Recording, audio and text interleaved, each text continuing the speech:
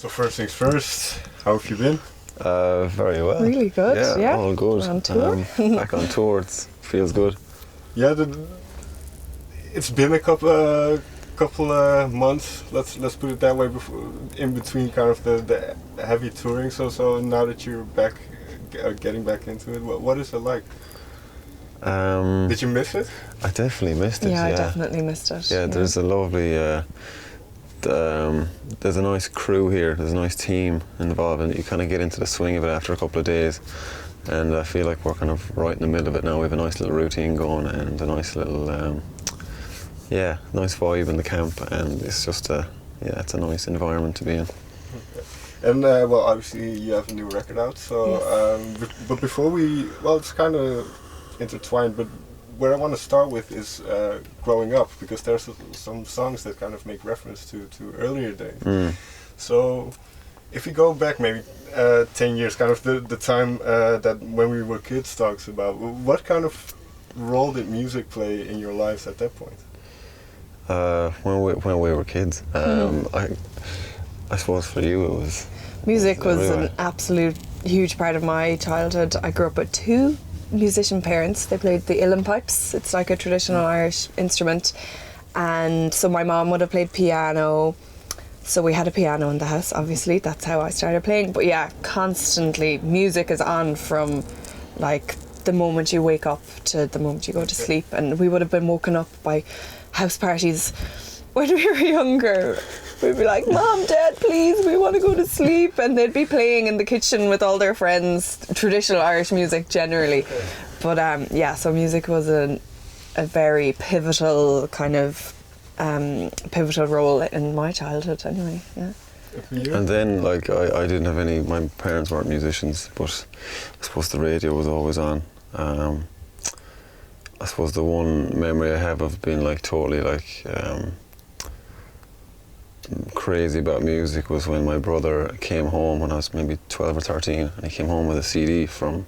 He was a year ahead of me, so he came home with a Green Day album. It was Nimrod, and we had a CD player, and we just put that on, and it must have lived in the CD player for at least a year. Okay. And that was the first time I kind of like, okay, this is awesome. So you were sold by then? I was sold, because with the Green Day songs, all you need to do is a bar chord to play them. So I bought a guitar, and I felt like, oh, I can play the guitar now because I can do a bar chord. That's literally just this all over the guitar. And so that was the beginning. And Sorcha, for you then, was it... did you ever rebel against your parents because they were kind of the musicians? Did you ever have a moment of, well, like you say, I want to sleep, leave me alone? No, never. I suppose for me, the moment I started playing piano, the moment I sat in front of the piano, I was just taken with it completely. So I started doing lessons, and music became my therapy, I suppose. So I'd go to school, and school is obviously high stress. There's so much going on, different dynamics. And for me, I used to come home and I would unwind by going to my piano. So that was my kind of decompression and therapy. So it was, I never rebelled against it. It was a part of me since day one. But that's an interesting point, because those are very formative years, and then when music becomes such a big part of it, how did that kind of form your identity in those years, and then kind of looking towards the future and thinking about, well, maybe I want to do this? I think for you as well. Yeah. It definitely. I've never been asked that question, but thinking about it now, I feel like it gave me a sense of identity, a sense of who I was, apart from everybody else, because I think at the time I was like one of only a few people who were actually playing music in my school, and I suppose it gave me a sense of confidence as well, because I was doing well in it, and I suppose I felt proud, and it was a good good thing to have in your life, I think, definitely. Sure. Totally, yeah. I feel like similar enough in kind of secondary school. Like, I think for normal people it would be kind of school, football, Gaelic, whatever. But I think to join a band at that stage was kind of totally a different thing to do. So a group of us, even Evan and Paul, were in bands when we were teenagers. And that kind of, I suppose it's kind of planted the seed for what we for what we are now. Probably, obviously you couldn't predict what was going to happen because it's such a faraway dream at that stage. But it was a really fun and really enjoyable thing just to be part of when you're a teenager. Especially since you write, I think, a lot of the lyrics as well. Did that have a similar cathartic effect as it did for Sorcha? Early on? I remember when we first started writing music in the teenage years, and so I was the singer, there was a bassist, a drummer and a guitar, so they were just playing away. So they're like, oh, here's a piece of paper and a pen. I was like, oh, okay, I'll just write some shit down then. And it was just weird, the stuff just starts spilling out of your brain, and you look at it, it's like, what does that even mean? But it's I suppose it was a good way to start being put under that pressure, and kind of, obviously you're putting yourself in a vulnerable position because you're kind of putting yourself out there. So it was a good push for me at that point, and it was the start of what I do now.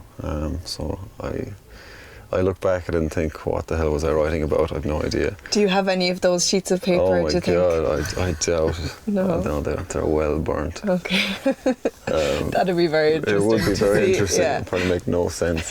And I wouldn't be big into school or English or literature or anything, but play some music now and give me a page and I'll write. I'll write away. Yeah. And I want to kind of skip over the first album because we've talked about it before. Just one thing about that whole process, because like you say, you can't really predict where things are going. So have you taken stock now after the second one of kind of what you've went through those first couple of years? Definitely, we've been through a lot in the past few years, from going from the success of the first album, touring, everything that comes with it, and then having to sit down and write another album. We definitely felt the pressure a lot. Yeah, that's why it took so long. And obviously various other things happened in the meantime, and yeah, it just took us a while to kind of get our grounding and find our direction and cut aside all the bullshit as well. You know, that was the main thing. So yeah, it was a process. Well, let me ask it slightly differently then, because after the first album, obviously you go on tour, and after that whole process is done and you go back home, what are those first weeks like to be kind of back home and no tour planned or anything? Is it liberating or the opposite? Looking back at that time where we were finished touring and we were literally just going back to rehearsals to write the second album, I don't think freedom was the right word. We probably put too much pressure on ourselves to make a successful second album, instead of making an honest and real record that we loved. And I think once we realised that we were approaching it the wrong way, then it happened quite quick.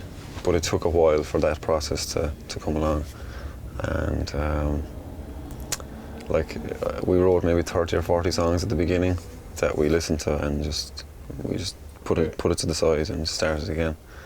But like I say, once we realised what we were doing wrong, then it was fine. What was the turning point then? Monster. We wrote Monster, I think we were going through a phase where we weren't sure could we even fucking make a great song again. That's where I was at. I was questioning every lyric that came out of my mouth. I was looking at it, I was like, no, that's shit. That doesn't make any sense. And so the creative flow was wasn't very fluent. It wasn't very... it wasn't super enjoyable at the point. I think like I say, it was too much pressure on ourselves. Yeah, and I think where we had come from, we were spending more time in front of the computer, building the sounds and building the songs like that.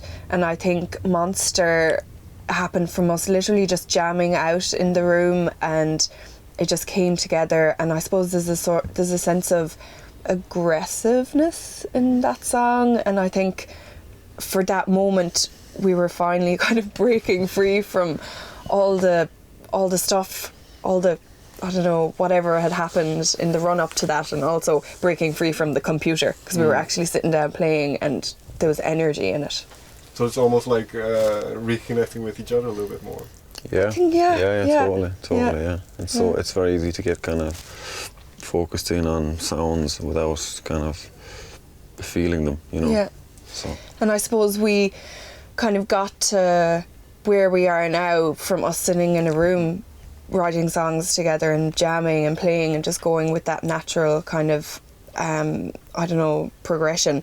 And I think we went back to that with Monster. It was like, oh, this is kind of how we've always done it, but it was still in a new way as well. It felt different, but good. Well, that's the thing, because what was the worry, so to say? What kind of pressure did you put on yourself? Was it kind of trying not to repeat yourself, or was it kind of a level that you wanted to trying to write attain? a hit song that Okay. will do well on the radio, I suppose, because that's kind of... But that's the completely wrong way of looking at it. Do you know, you kind of just have to write what feels good for you rather than what you think everybody else wants you to play. Do you know? Yeah. And well, then you have Monster. When did kind of the idea for Monster? How did that arise? The theme. How did it arise? I suppose we were kind of, like I say, we were kind of in the middle of trying to get the second album right, and we weren't. And there's a lot of stuff going on behind the scenes that you'll never know about.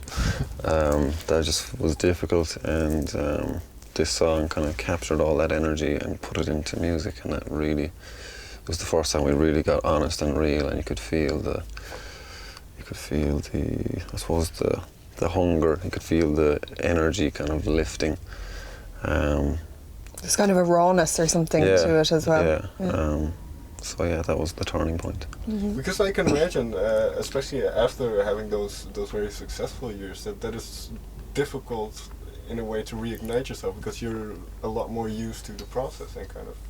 But maybe I'm not a musician, so I don't. Yeah, I think the reigniting comes from the new music. You know, we've been playing the old songs for years and years, and obviously people love the old songs, and we're gonna keep playing them. But I think there's a new energy from the new songs that is just really, really awesome. And to play these new songs in front of a live audience it's such a pleasure. Yeah.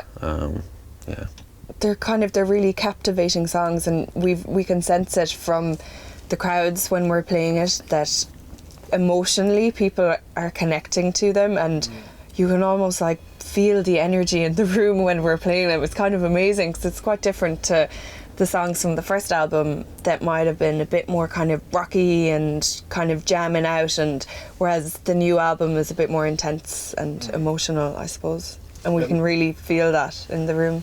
And I wrote a couple of lyrics down, and then like you mentioned, we don't have to go into everything. We'll see how far we get, but definitely this kind of there's a more personal note, I suppose, to the songs. And for Monster, I wrote down one line. Now I see you running scared. You know I have to do this. I do this because I care. Yeah. Which to me was a really interesting line. So how did that kind of? If you don't want to talk about it, that's fine. Yeah, no, it's just, I suppose it's about letting someone go that's not good for your life, even though you're close, and it's just sometimes you just have to say no, you know, and kind of let them go. And then for you, writing those lyrics, because that's kind of why I mentioned earlier whether it was cathartic for you, because is it fair to say that on this album it's a lot more personal, a lot more... I think you're right, yeah. I think the songwriting is a bit deeper, I think, on this record. Like even when we play them live, there's, like you say, there's this energy and this stillness in the crowd that definitely wasn't there with the first record. And like, we played a few songs on the last couple of shows, and I look down the front row and people are like crying their eyes out, and I'm there trying to gather myself because I need to sing these fucking songs. And it's difficult. I've definitely cried, I'd say 70% of these shows. Yeah. So a lot of you kind of reconnect with that emotion of the song. Yeah, totally. It's impossible not to. Yeah, it's good. It's good for me. It's good healing for me too. And Sorcha, for you then, when Patrick comes to you with these type of lyrics, what is it like in the and for you as well, kind of bearing your soul a little bit and then having to show people like, okay, so this is what I wrote. Well, what is that like? Well, we kind of wrote the big songs, like the most emotional songs were Pieces of You and When We Were Kids, and we wrote them together. So I suppose they mean a lot to everyone. Like, yeah. What I've realised as well is kind of whatever you bring to the song, that's kind of your interpretation, but say Paz interpretation of where he's coming from would be different. Do you know what I mean? Like, kind of, it's taken me a while to kind of dissect the songs and what they mean for you and what they mean for me, and it can be quite, from my point, might be quite different, do you know? But I think that's why people kind of connect with the songs, because people can relate to them in so many different ways, do you know? It's like it's about a different thing but the same feeling. Yeah. So it's just coming out from a different thing, but it's the energy in it, it's really, really big. And with those kind of things, because obviously over the past years you have spent quite a lot of time with each other, so are there still kind of surprises for each other? Totally. Sometimes I actually learn so much about the lads in interviews, because they'd be like, people would ask questions, I suppose, that I'd never think of asking, or it would never kind of come up. It's really interesting how that happens in interviews, yeah. And well, can you give me one example, something you maybe learned about each other? Can be music. Yeah. I can't think of it. Yeah, I know off the top of my head I can't, but there's definitely been moments where I was like, oh Jesus, I never knew that. Do you know? Okay. Well, yeah, you have that, I suppose, with when you're so close together. Yeah. There's one other song I kind of wanted to delve into, which is Somebody Else, because there's let's go for another one, because there's a line I really like in When We Were Kids, which is another consequence, another day, and now I'm caught up in a rat race. And it's kind of, you're talking about when you were younger, but then kind of growing up. So from if you look back to when the band started to where the band is now, is there more? You mentioned it already, but pressure. But is there more kind of an adult? Do you kind of grow into that role of kind of taking things a little bit more seriously and not being able to just focus on the music? Yeah, I think when you look at what we were like before the first record was released, before we even kind of had any bit of success versus where we're at now, there's definitely a change. Totally. I think we've all grown up a lot, and we've matured a lot. But then with that, obviously, there comes, I suppose there's so much, like, I don't know, is freedom the right word, but like there was no pressure, there was no label on board, we had no big management, it was just literally us playing music, and there was no huge agenda. It was a lot simpler, I suppose. Yeah. Much simpler times. And now obviously you've got pressure of the success of the first record, and then people say what you do on your second record defines you as a group, whether you're going to do that or do that. So I suppose we kind of realised the situation we're in was kind of difficult but really interesting, and if we could get through it, it would be really, really special. So I think making the second record took longer, but I think we've written a really, really awesome record. Yeah, totally. It just took some time to get there. Yeah, I find that like I'll sit down and listen to Colours, and I'm like, oh, I love that, and you know, you hear bits of like the production and even just the emotion, and I never did that with the first album. I don't know why. I think because I suppose maybe there were certain elements that I wasn't completely happy with, whereas with the second album, I don't know, I think we were a lot more kind of sure of ourselves by the time we went to like the studio and putting the songs together. And now I listen to it and I'm just like, oh, love all of it. I love every bit. Yeah. Well, that's an interesting point, because with all that self-imposed pressure, then once the album is released, does that kind of fall away? Or even before, probably? Yeah, I think like for me, it was definitely when the album comes out, the first feeling I had was relief. It it was like, okay, now it's done. There's nothing more we can do. We've done everything we can, and I think now we can kind of settle and enjoy the journey, because I suppose up to the album release, everyone was like questioning, what are they going to do next?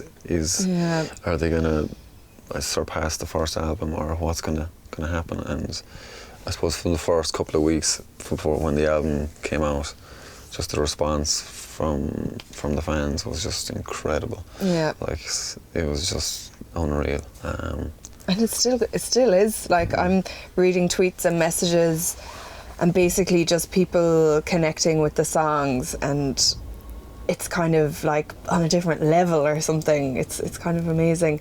Yeah, that's very good. Final question then, because I heard you talk about the album title, that it's a little bit more loose, the way you came up with it. But there's a line in now I have to in Coldest, no, not Coldest Water. I can't remember which. Is it Coldest Water and all the colours we are? All the colours fade in time. That's the line. So.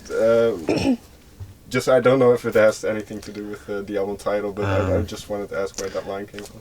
Where that line came from? It's funny, when we wrote Coldest Water, I always write the first verse, the chorus, the bridge, and that's it. And that before we go to the studio, there's always a second verse to be written. Always, without fail. I'll always do the second verse in the studio. Yeah. And that was just, because we'd written the song maybe 2 or 3 years before we actually recorded, so I had to kind of dive into the world of the song, because I kind of forgot what the essence of it kind of was. And when I did, then I was like, okay, where am I going with this? So the first verse talks about, say, like, the drug you're taking, making its journey from production to your country, to in front of you. And then the second verse talks about you and a friend kind of just talking about what the fuck is life all about, and just kind of capture that kind of dreamy, kind of stonery chat. I love that verse. You know, it's just kind of like, hey man, what are we doing here, man? You know, it's that kind of thing. So can I assume that you both had that kind of moment early on, maybe in the career, but before kind of the band really took off, kind of that moment? Because I didn't want to get into it too much in the interview. Stopping with drinking.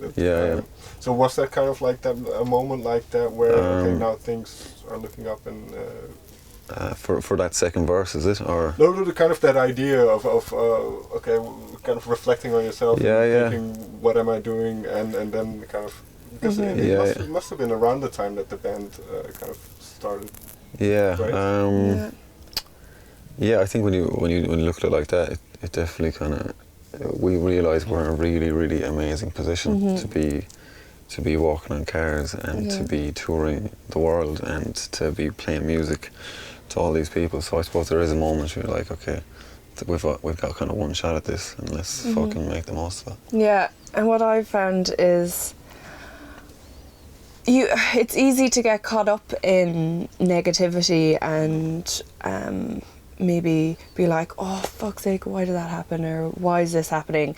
But I think you can control it from your own outlook on everything. Do you know, I've definitely had moments where I'm like, do you know what? You just kind of have to think about things differently and approach everything in a more healthy way, I suppose. And it makes it a lot easier to, like, I don't know, keep going. Because, you know, at times you're like, oh, this is really tough, but you just have to sit back and take it all in and just, I don't know, change your outlook, I suppose, because that's the only thing that you can do yourself personally, is change how you view things. Sure. Yeah. I don't know if I made any sense. That makes a lot of sense. Whether it was answering your question, I don't know. No, but that makes a lot of sense, because you kind of have to, I suppose every human being has to do that, kind of reevaluate yourself along the way. Totally. Some people just go one way, but you kind of have to, I suppose, if you want to have some sort of longevity. Yeah, you need to be self-aware, I think. Yeah, totally. All right. Thank you very much for your time. All right. Thanks, man. Good interview. Really good interview.